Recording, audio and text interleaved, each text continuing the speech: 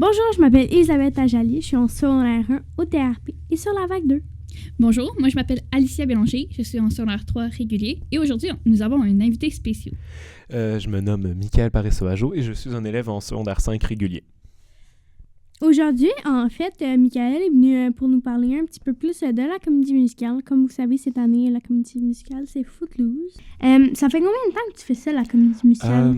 Personnellement, ça fait depuis l'année passée. C'est au début, tu sais, comme j'avais un peu évoqué avant, je croyais pas que j'étais là-dedans du tout. Moi, j'étais quelqu'un que, à cause de mon virtuel, j'étais beaucoup plus renfermé sur moi-même. Puis j'étais comme, dans ma tête, je me disais, je serais pas capable de faire ça. Moi, faire ça, non, je suis pas assez talentueux pour faire ça. Puis au final, ça s'est abouti que j'ai été embarqué là-dedans, dans toute cette aventure que ça a été. Puis j'ai fini par faire quand même un gros rôle. J'ai eu un solo de musique à faire. Puis c'est quelque chose que je dirais que c'est vraiment incroyable. Puis personnellement, en vrai, oui, peut-être ça fait que depuis l'année passée, puis c'est ma dernière année que je le fais, mais je trouve ça tellement incroyable de faire comme expérience. En parlant de ça t'apporte quoi comme sentiment de faire ça? Comme sentiment, je dirais qu'au début, tu sais, ça m'a permis de quand même beaucoup m'apprendre sur moi-même. Tu sais, à l'adolescence, on vit tous une phase de questionnement sur soi-même qui permet de forger notre personnalité, de forger qui nous sommes et qui nous serons. Et moi, personnellement, ça m'a vraiment permis de me dire qu'au début, je croyais pas tant en moi-même, j'avais pas tant de confiance en moi, sincèrement. Puis en faisant tout ça, ça m'a permis juste de comme réaliser ce que j'aimais, c'était quoi mes passions, comme être sur la scène, de faire du théâtre, toute l'équipe, de comme expérimenter, ça m'a permis de vraiment trouver ce que j'aime puis de me trouver en tant que personne. Puis est-ce que, mettons, la comédie musicale pourrait devenir un métier pour toi plus tard? Un métier de faire de la comédie musicale, je dirais peut-être, mais justement en parlant de ça, je veux faire des auditions pour faire de l'interprétation théâtrale à Lionel Groulx. Okay. Ce n'est pas nécessairement de la comédie musicale, mais je me suis dit que je voulais essayer ça parce que reste que je fais de la comédie, je suis pas, tu sais, en théâtre, je suis ce que je suis. Ben, je suis quand même bon, là, tu sais, je vais pas commencer à faire la grosse tête puis genre, je suis le meilleur, mais non, tu sais, je parle que je suis quand même quelqu'un qui est capable d'en faire. Niveau musique, je m'améliore de jour en jour, je me force beaucoup pour le chant, ou tu sais, je m'améliore sur ça, puis la danse, c'est mon petit point faible, reste que je suis pas super doué en danse, mais je me force quand même pour essayer d'apprendre les chorés correctement. Mais c'est quoi ça, en tant que tel, ce que tu veux faire plus tard, là? Parce que tu as dit le nom, mais c'est quoi ça sert à quoi? L'interprétation théâtrale, c'est une technique de 3 ans qui est offerte à Lionel Groulx, qui est un cégep qui a une comment je pourrais dire ça? Une bonne réputation. Une bonne réputation pour les arts, surtout. Puis, je dirais plus pour le théâtre puis la musique et l'art plastique, parce que la danse, c'est pas tant offert à Lionel Groulx. De ce que je sais, c'est plus offert à Montmorency, comme cégep. Mais la technique est une technique qui montre vraiment tout ce qui est au niveau du théâtre pur, puis d'apprendre des expressions théâtrales, vraiment d'apprendre tout ce qui est là-dedans sur une technique de 3 ans pour ensuite aller sur le marché du travail, comme devenir acteur et tout, tu sais. D'aller dans ce milieu-là qui est, mettons, on pourrait dire, la télévision, le cinéma, tout ce qui rentre d'avoir une prestation. En fait. Tout ce qui rentre, en fait, dans l'art. Oui, c'est mais ça. Danse aussi, c'est une sorte d'art, mais ça va entrer dans une autre catégorie, j'imagine. Mais c'est quand même de l'art. Oui. Ouais. Bon, c'est à moi. Est-ce que c'est difficile d'en faire partie, admettons, avec les auditions? Ça reste que ça peut être un stress pour certains, comme ça a été pour moi, mais en vrai, faire la comédie musicale, tout le monde peut s'essayer aux auditions, c'est gratuit, il n'y a rien de... Si tu crois, puis tu veux essayer, puis que tu as la volonté de le faire, vas-y, fonce. Reste que, tu sais, les auditions, c'est pas nécessairement dur. Tu vas voir Justin, au début d'année, là. Tu vas voir Justin, puis tu lui dis, j'aimerais ça faire les auditions, toute l'équipe, puis il va te passer une feuille, il va te donner ton rendez-vous, puis après ça, tu auras 1 à 2 semaines, dépendant de quand tu as pris ton rendez-vous, si t'es quelqu'un qui a son affaire ou quelqu'un qui est plus dernière minute. Et, tu sais, généralement, mettons, l'année passée, ce qu'on avait à faire, c'était, on avait à apprendre un paragraphe par cœur de texte, qui est pas nécessairement très gros, un petit paragraphe, puis... Ensuite, on avait une musique à chanter. Tu pouvais choisir quelle musique. Mettons, l'année passée, tu pouvais choisir la musique de Gaston ou C'est la fête. Cette année, on a mis la coche au-dessus parce que Footloose, la comédie qu'on veut faire, reste qu'il y a plus de danse que La Belle et la Bête. Donc, du coup, on veut vraiment que les acteurs soient aussi compétents en danse. Donc, on a ajouté un petit critère de danse. Donc, cette année, c'était la même affaire. Je parle un paragraphe différent, certes. On a mis des musiques différentes. Puis on avait envoyé une vidéo de danse que les gens qui voulaient faire la candidature devaient faire en plus cette année. Donc, pour moi, ça a été une coche en plus, surtout pour la danse, parce que je suis pas quelqu'un qui fait de la danse, mettons, qui est super talentueux. Au contraire, je me trouve pas nécessairement... mais j'essaye. Reste que j'ai quand même tout de même été pris, donc j'en suis quand même fier. Ouais, ben c'est bien. T'es quand même assez bon si t'as été pris, j'imagine. Oui, tu sais... Tout le monde a des capacités, puis d'autres... défauts.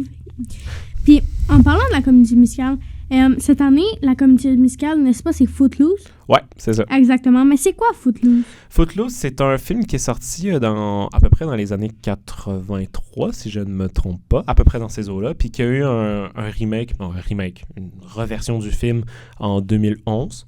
Et c'est un film, en bref, qui parle d'un personnage qui s'appelle Ren, et qui vit à Los Angeles et qui déménage dans une ville un peu perdue aux États-Unis qui s'appelle Beaumont.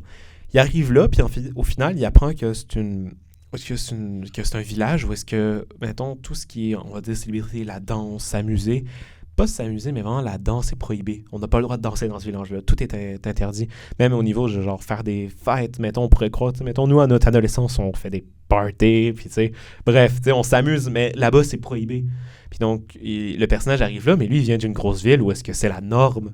Donc lui, il est comme, hein? Pourquoi ça l'est? Puis au final, dans ce film-là, on voit de son évolution, que ce soit psychologique, puis c'est son but de rétablir. C'est de rétablir la danse, de rétablir, pas les loisirs, mais vraiment de rétablir cette possibilité-là, puis cette joie-là que le personnage principal aime faire. Il va se passer plusieurs péripéties et autres, mais ça reste que c'est un bon film des années. Généralement, la plupart de nos parents savent c'est quoi Footloose, tellement que ça a été quand même un très bon film qui a marché à l'époque. Vous pouvez demander à vos parents ou à tout le monde, puis ils vont faire « Ah oui, je m'en rappelle de ce film-là dans mon temps, puis c'est quelque chose que j'avais apprécié et tout. » Donc oui, c'est un film qui est quand même bon. Certes que la génération d'aujourd'hui qu'on est ne connaît pas nécessairement Footloose, malheureusement, mais c'est ce que c'est. Mais un peu la comédie musicale va venir nous faire découvrir et nous donner le goût de venir l'écouter après. Oui, c'est ça. En même temps, on fait un hommage, justement. Donc, on transforme le film, nécessairement, est un film, et nous, on le transforme en comédie musicale. Et on va vraiment apporter notre touche à nous, en tant qu'élèves, puis de passionnés, que ce soit du théâtre, de la musique et de la danse, parce que, justement, on est plusieurs troupes. Il y a la troupe comédie musicale, il y a la troupe des musiciens du band, et il y a la troupe de danse. Ces trois troupes-là vont vraiment apporter leur personnification, puis eux, ce qu'ils aiment faire. Donc, ils vont vraiment apporter ils vont apporter vraiment comment je pourrais dire ça? Je dirais leur personnification vis-à-vis ça, pour rendre vraiment ce show-là inoubliable, comme ce qu'on a fait l'année passée. La Belle et la Bête, par exemple, l'année passée, c'était une belle comédie, puis on a apporté notre touche personnelle pour l'améliorer. Michael, j'ai une petite question. C'est quoi que tu fais cette année dans Footloose? Cette année, je fais un petit perso qui s'appelle Wes. C'est un perso qui est dans les personnages, qui est le beau oncle de Ren. Et c'est pas nécessairement un personnage impactant, mais cette année, je me force pour vraiment... je veux lui donner un caractère, je veux vraiment lui donner une personnalité, je veux pas juste qu'il soit là en background, mon but, c'est que au moins une personne arrive à se faire « en vrai, lui, il était quand même impactant, il était beau à pas être là, il était présent », comme que les gens se souviennent un peu aussi des personnages secondaires. Ouais. Moi, ma perception, c'est, si tu es un personnage secondaire, tu vas pas nécessairement être oublié. Mais ce que tu peux faire pour essayer d'améliorer ça, c'est que tu peux essayer de rendre ton perso plus intéressant, de l'améliorer. De donner ta personnalité. Exact. Moi, cette année, je fais 3 petits persos. Wes, c'est mon plus grand, mais je fais un policier de 3 lignes. Puis après ça, je fais un gars dans un bar de 1 ligne. Ouais. Mais reste que ces personnages-là, je vais essayer de les rendre impactants comme que je peux. J'ai pas un grand personnage et une grande importance comme l'année passée, mais... Cette année, je reste que je suis moins impactant, mais je veux qu'au moins que les gens puissent se faire « Hey, lui, en vrai, il était pas si pire. » En fait, tu veux faire comme si t'étais le personnage, Je veux pas... Non. Je veux pas voler la vedette. Ouais, mais faire, mettons, comme avoir pas la même impact, mais comme ressentir la même chose que comme si t'étais un grand personnage. Je dirais pas ça, parce que mon but, c'est pas nécessairement d'être un personnage principal. Les personnages principaux cette année sont très bien et je suis vraiment fier d'eux pour ce qu'ils font. Par exemple, Victor qui fait Ren, je le trouve incroyable dans ce qu'il fait. Je pourrais pas faire son personnage, je ne serais pas capable. Lui, il est fait pour ça, pas moi. Moi, ce que je veux, c'est juste que certaines personnes, que je sois mémorable pour certains. C'est ça le but d'un personnage secondaire pour moi, qu'il soit mémorable malgré son importance moindre. Ouais, fait qu'en fait, quand même qu'il soit là, et non pas oublier. C'est ça. Tu sais, il n'y a pas juste moi qui a des personnages secondaires. On est plusieurs à être des secondaires, mais le but de chacun, moi je trouve, ça serait que tout le monde réussisse à faire qu'ils soient mémorables. Ouais, pas juste comme quelqu'un qui soit en piquet sur la scène. C'est ça. Les personnages principaux, c'est sûr que les gens vont s'en souvenir, mais mon but, c'est que même les secondaires, les gens s'en souviennent. Ouais. Comme ça, tout le monde aura un peu apporté sa petite touche personnelle. C'est ça que j'espère cette année qui va être fait, puis je pense que ça va être fait. Je crois en tout cas. Cette année aussi, tu sais, j'ai pas... Mais au moins, ce qui est fun, c'est que oui, j'ai pas beaucoup de lignes, mais j'ai quand même beaucoup de présence. Tu sais, je suis là dans beaucoup de scènes, que ce soit dans des numéros musicaux et autres, mais je me lance quand même. J'ai beau être moins impactant que, mettons, l'année passée, mais je fais pas grave, je m'amuse. C'est ça, en même temps, la comédie, c'est que moi, personnellement, j'adore ce que je fais. Je vais pas, genre, me mettre à chialer ou à être comme trace envers Marie, genre, j'ai pas eu de personnage principal, nanani, nanana. Non, j'ai un personnage secondaire, c'est Maryse qui l'a décidé, elle me voit mieux là-dedans, je comprends. Et c'est une raison pour laquelle que je me lance puis que je m'amuse malgré ça. Je vois pas ça comme un point néfaste en tant que tel. Ouais, parce que c'est quand même déjà difficile d'entrer, d'être choisi dans les auditions. Donc, puis en plus, les personnages secondaires, même si on n'y pense pas, ben c'est quand même très important. Ouais. Je dirais plus que c'est pas nécessairement difficile de rentrer, mais c'est dans les auditions toutes les. Je dirais juste que ce qui est plus difficile, c'est d'être choisi parmi toutes les autres. Ouais, ben c'est plutôt ça que je parle. Oui, c'est ça. Il doit y avoir, je pense, au moins une centaine. Ça dépend chaque année. Je pourrais pas vous dire les nombres exacts parce que je ne les sais pas, mais reste qu'il y a plus de candidatures que de gens pris. Fait que ça reste pour Maryse un choix de qui prendre.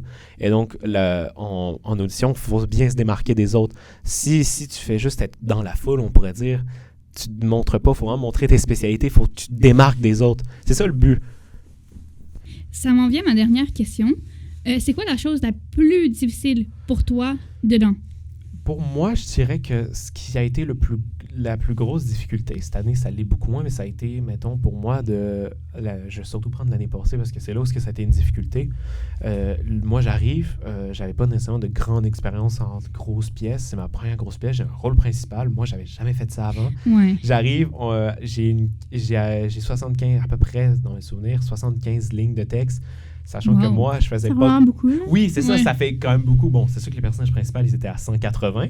Ça, c'est beaucoup plus. Mais pour moi, en tant que tel, c'était quelque chose qui était pas facile de passer de « Wow, OK, on fait 5 lignes en cours d'art dramatique. » Puis là, tu passes à 75 que tu dois apprendre par cœur. Pas juste les lignes, tu sais, apprendre les déplacements, apprendre comment faire ton personnage, de comment le recréer, de comment l'imaginer, de comment l'exprimer. Est-ce que tu vas ajouter quelque chose? J'ajouterais que cette année, on est tellement en train de se forcer en ce moment, on se donne tellement pour vraiment vous donner à tout le monde un spectacle incroyable comme on essaie de faire chaque année. Cette année, la coche est au-dessus parce qu'on doit vraiment mixer encore plus sur, mettons, la danse pour les acteurs, puis... ou autre, mettons, je pourrais pas dire les défis de, mettons, des musiques ou de la danse, mais il reste qu'eux aussi, ils ont des défis à avoir. On se force, on travaille dessus énormément. Par exemple, en comparaison à l'année passée, on a travaillé à peu près 580 heures, si je me trompe pas, dessus pour vous donner un show, pour donner un show à tous les spectateurs. Puis ça reste que nous, c'est quelque chose qu'on adore faire. Cette année, avec Footloose, on veut vraiment apporter quelque chose de grand. On veut vraiment que ce soit drôle. Il y a de l'humour là-dedans, il y a de l'humour, il y a du sérieux, il y a des émotions. On veut vous faire ressentir toutes ces émotions-là parmi ça. Puis on en est fiers de faire ça. Puis nous, on est fiers de voir le travail que vous faites. Ouais, vraiment. Ça va être, je suis sûre à 100% que ça va être un super beau spectacle. Ouais. Pour finaliser ça, mais je te remercie, Michaël, pour cette entrevue-là avec nous autres. Oui, merci d'avoir pris de ton temps pour venir avec nous. De rien, ça fait plaisir d'avoir la chance de pouvoir participer à votre podcast. Et en essayant, moi, je trouve ça vraiment amusant. Pas amusant, mais je trouve ça vraiment intéressant que vous faites ça puis que vous vous lancez là-dedans. Si vous aimez ce que vous faites, je vais pas dire faire comme moi, mais allez dans la même idée que moi. Lancez-vous dans ce que vous aimez. C'est le plus important, même pour les personnes qui peuvent écouter ce podcast. Là, moi, le conseil que je donnerais aux autres, c'est si vous aimez quelque chose, puis vous voulez, c'est votre passion à vous, c'est ce que vous aimez, c'est ce qui vous fait sourire, c'est ce qui vous donne la joie pour vous lever le matin, la motivation, allez dedans, allez-y. Foncez. Donnez-vous cette chance. Dites pas vous, je suis peut-être pas nécessairement le meilleur. Puis, même moi, au début, je me trouvais que j'étais pas nécessairement le meilleur, mais là, au final, moi, j'aime ça, c'est ma passion. Puis moi, par exemple, je veux partir dans ce milieu-là. Donc, c'est vraiment ce que je dis aux autres, de lancez-vous. Oui, comme moi, par exemple, j'en fais depuis l'année passée, mais c'est dans le tout début. Puis encore aujourd'hui, je suis meilleure que l'année passée, mais je me pratique encore et je m'améliore toujours plus pour faire les meilleurs podcasts possibles. Et faut vraiment pas abandonner puis continuer c'est ce qu'on fait. Foncez sur vos rêves. Mhm. Exactement. Bon, ben, sur ça, on va vous laisser. Et nous, on se revoit la semaine prochaine pour d'autres podcasts. Tu vas parler de quoi? De Percy Jackson. Et moi, de la mythologie grecque. Alors, merci de nous avoir écoutés.